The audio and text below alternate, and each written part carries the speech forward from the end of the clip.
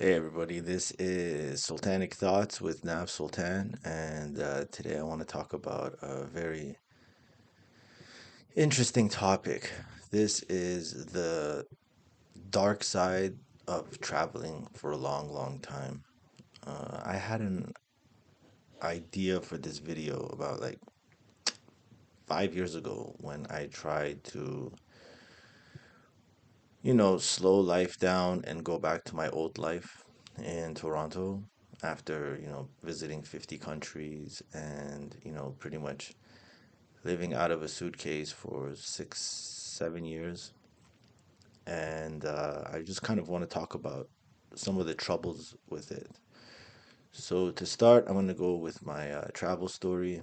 When I was around 27 years old, I had these materialistic goals, fancy luxury car, fancy condominium, making money, na na na na. Uh, the clothes that I wanted to wear, nice clothes, all these things, and I achieved them all. And I felt extremely empty inside. I was not happy, and I had, you know, a huge drop in motivation and zest for life because prior to that point, all that really motivated me was achieving these things, these surface level, superficial, shallow goals. And I remember one night I was on my computer Googling Muay Thai gyms, and I found this guy's blog who he was living in Thailand and training at different gyms. And I remember reading it for 4 hours, every single post, some posts even twice. He was a great writer, and I related a lot to him. We were the same age, we were both from Canada, and we were both into martial arts. And I remember at the end, I just felt this excitement, you know, like I knew this is what I need to do with my life. I need to go to Thailand. I need to train and I need to give myself 6 months away from, my current lifestyle. So I started to sell everything. I gave back my condo lease, and about 3, 4 months later, I pretty much took off one-way ticket to Thailand for 6 months. And after the first maybe day, I realized, no, I'm gonna stay here longer than 6 months. And that 6 months turned into about 6 years, 6 years of going all over Europe, going all over South America, going all over Asia, and it was a great experience. And I noticed that around the fifth or sixth year, it just wasn't really exciting me like before. The visa runs started to become annoying. Um, Going to a new city, finding a gym, finding good places to eat, making friends, and getting in a routine. It just became very, very difficult to keep changing it because I was focused at that time on making a lot of money, and it was just kind of difficult to have a good routine outside of the main place that I called home for a while, which was Phuket. But, even there's this loneliness that comes with it, and you can fill it with Tinder dates, you can fill it with, local girls, you can fill it with friendships, but not everybody is able to go on these prolonged 2, 3 year kind of travel excursions because I was making money online at the time, so I could do it. But a lot of people were saving up money. They would come for a month and they would leave, and it got really tiring making new friendships, and the loneliness started to kick in. I remember FaceTiming my mother, and she was looking much older, and I started to think, there's all this time that I'm missing back home. I have friends back home, and maybe I should give this a break. So I went back home and it just didn't feel right, you know?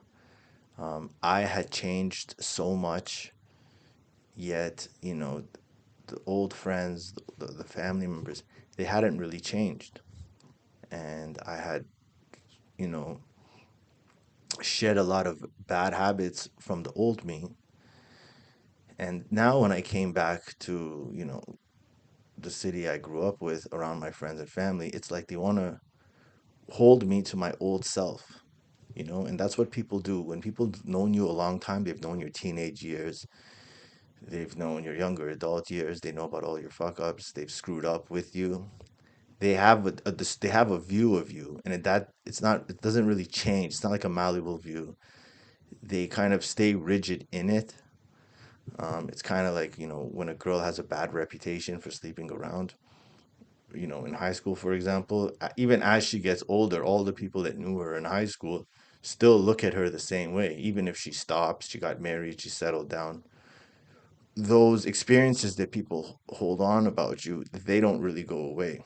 And sometimes I noticed that when I was around certain people, the old me would start to creep up.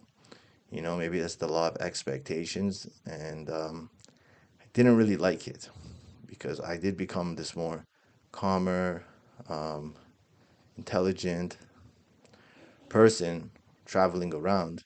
And now I could feel it becoming a battle with my old self. My temper started to come back.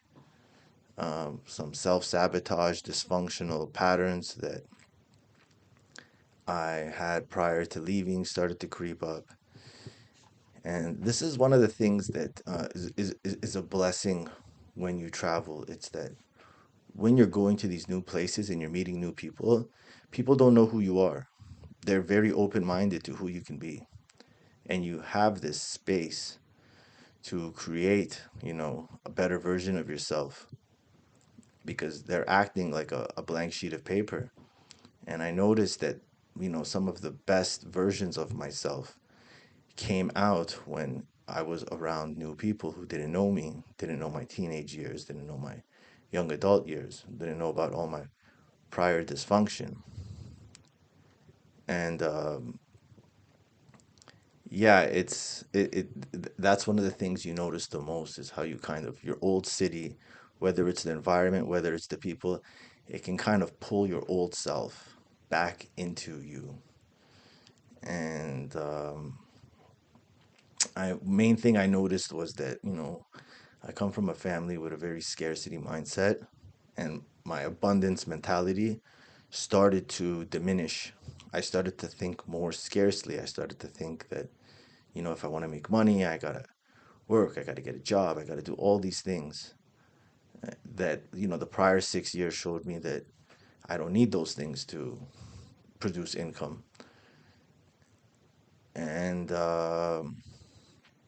yeah, you also notice that a lot of your friends didn't really grow like you grew, and the friendships can seem kind of stale, played out.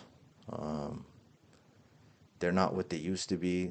They haven't changed much, but you have changed. And they want to talk about old things that don't matter to you anymore. Um, you want to share, your experiences. Oh, I visited this place, I visited that place, I visited that place. But they're still kind of stuck in that big city, shallow mentality of like, what do you drive? What do you wear? Where do you live?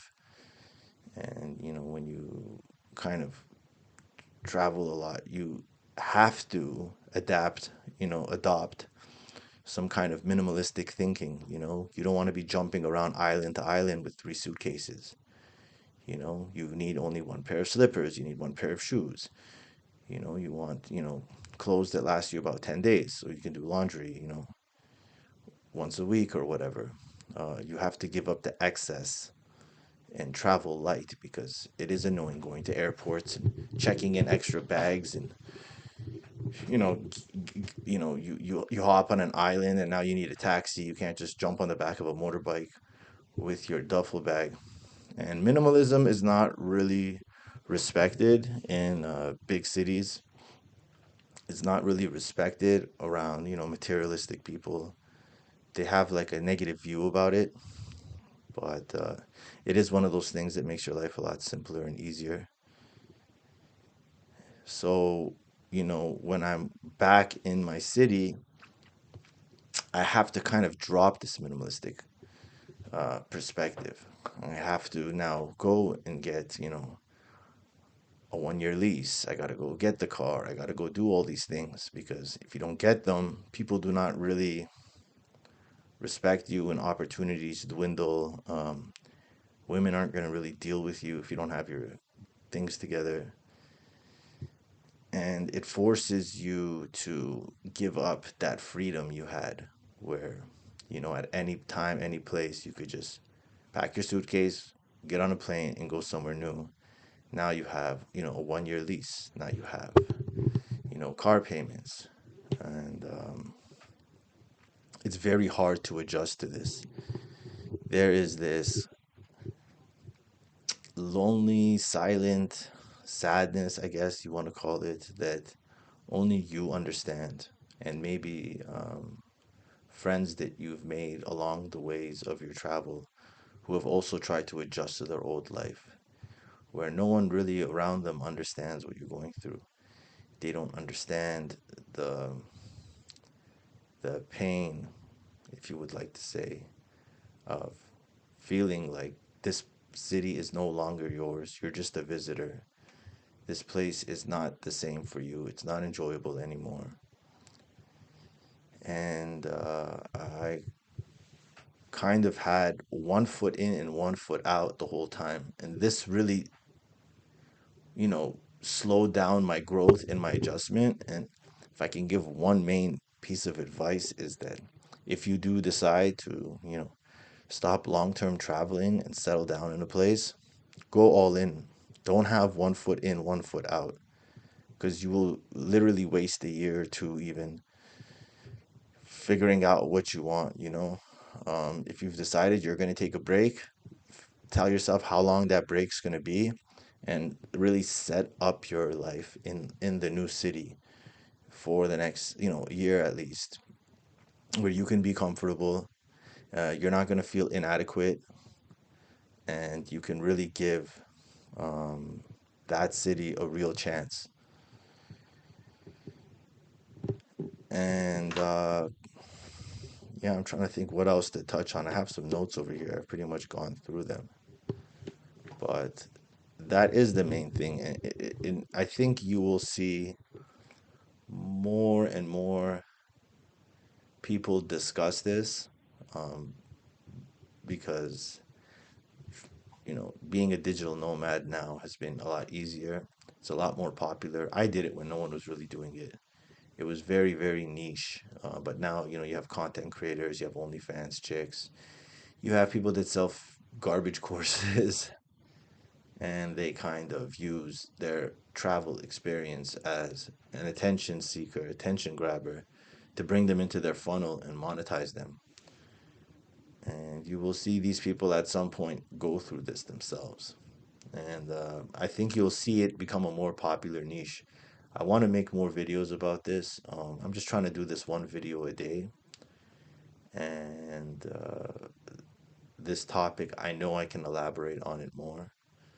But for the sake of having one video a day, I just kind of wanted to briefly touch on it. And I'll go into it more in depth once I let all my thoughts come out. And this the last point that I had on here was finding new meaning. And my personal story happened where I was back here, and for a year or so, I was like one foot in, one foot out. Like I was ready to leave at any minute, but at the same time, I didn't want to just go back to Thailand and be hedonistic and train and not really have a network. I wanted to really build a network here. And it wasn't until I sucked it up because the online stuff I was doing wasn't going well. There was a big transition in the space. I saw the writing on the wall, and I didn't want to just chip away at something that I had inevitably knew was going to be a race to the bottom. So I started to work for a marijuana vape company, and it went really well. And then I started my own, and that was going well. I had some investments, those went extremely well. And then COVID hit. And when COVID hit, you know, the vape company I worked for. They downsized. I was one of the highest paid employees at the time, so they kind of let me go, which was fine. He had to do what he had to do. That company really didn't last the next 6, 7 months. They downsized significantly, and I think now they're just like they have a little bit of inventory and they're just selling whatever they sell. And then my company that I started with my friend, that got affected a lot by COVID. The sales channels got kind of destroyed, and I really wanted to cash out once right before it actually hit the fan, but my partner didn't want to, and I should have listened to myself because I could have walked away with like close to 6 figures, something like that. And I'd only really put in 1 year of work, so it wasn't really a bad ROI. And the investments went good until they didn't go good. That's another story. But I basically had enough of the lockdowns that happened in Toronto, and I had a job as a DJ, and that was making really good money at nights. And they did like a third lockdown, and the club closed down for the third time, and I just kind of got fed up with the city. I took it as a sign to leave, and I went back to Thailand for like 2 years, and it was great. I loved it, but at the end, it was the same thing. I just felt like life was gonna pass me by here. I really didn't find a relationship which I felt I could, go all in on and get married. They were very superficial, surface level relationships. Dating, there was a lot of that, there was an abundance of it, but there wasn't that person that I felt I wanted to start a family with. And starting a family was really what I was about. So, yeah, after 2 years, I left again. Came back here to Canada, and it's just been that same hard adjustment. That adjustment is one of the hardest things you'll ever do, I think, after you've experienced the abundance of travel and live that lifestyle. Um, I took one step back. I got licensed in a kind of new direction career wise. And now I am, managing some work. The schedule is pretty flexible, which I like it. It just kind of guarantees my base. And I am at the same time working on the side for something that I can just go all in on my own again. So that's pretty much my story. I really feel like I can talk about this a lot more, and I will for sure make another video about this at some point. That's gonna be more thought out. But here we go. It's day 6, the sixth video. We're almost at 7 days. And guys, if you like this content, please like and subscribe. I appreciate it a lot. Leave a comment. I want to know what you guys think. I want to know what problems you guys have faced for those that have been traveling and now they've stopped. Because I really think there is a big community out there that are dealing with this, very specific and unique life challenge. And these people, they don't really have anyone that can relate to them and understand what they're going through. And I think it would be a good community to create and, draw people in. But yeah, that's that. I'm going to cut the video at 20 minutes. Thank you for watching. Peace.